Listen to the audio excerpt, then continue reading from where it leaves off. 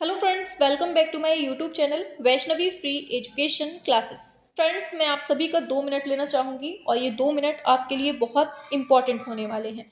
देखिए, हम आपको बता दें कि आप लोगों ने न्यूज़ वगैरह देखा होगा, पेपर वगैरह में सब जगह छाया हुआ है कि आपका जो नया शिक्षा आयोग है वो एकदम से तैयार है आपका एग्ज़ाम कंडक्ट कराने के लिए। और नई जो भर्तियाँ होनी हैं शिक्षा विभाग में, वो सारी तैयारियां बिल्कुल से एकदम करके बैठा हुआ है और पूरी प्लानिंग उनकी जोरों शोरों में है।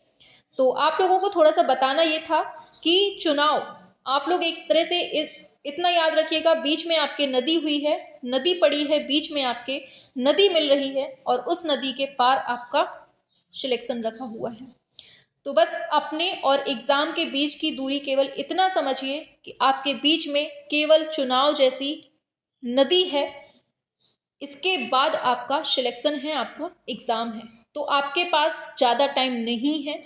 आप लोग मुश्किल से महीने या 1.5 महीने या 2 महीने आप लोग मान सकते हैं खुद के पास टाइम। इसके बाद आपके पास बिल्कुल टाइम नहीं है आपके एग्ज़ाम के लिए। तो बिल्कुल दिमाग से, ठंडे दिमाग से पढ़ना शुरू कर दीजिए।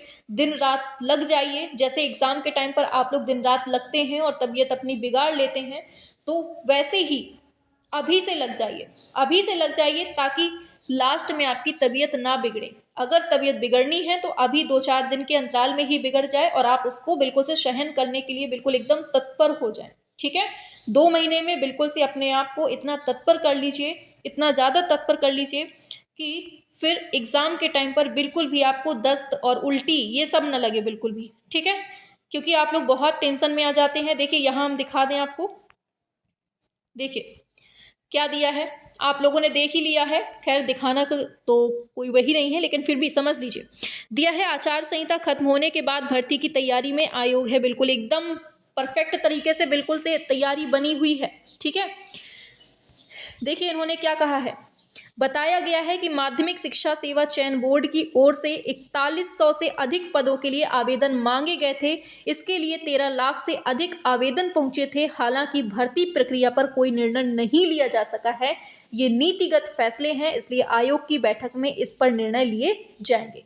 तो इन सब में ना आप सभी लोग आ जाते हैं, जो टीजीटी वाले बच्चे हैं, ये जो टीजीटी वाले बच्चे हैं ना, ये सभी इन बच्चों में आ जाते हैं। तो आप ही की बात हो रही है और आपको बहुत अच्छे से दिमाग में रख लेना है। क्या रख लेना है कि 2 महीने के बाद आपका पेपर है। 2 महीने के बाद आपका पेपर है। कैसे?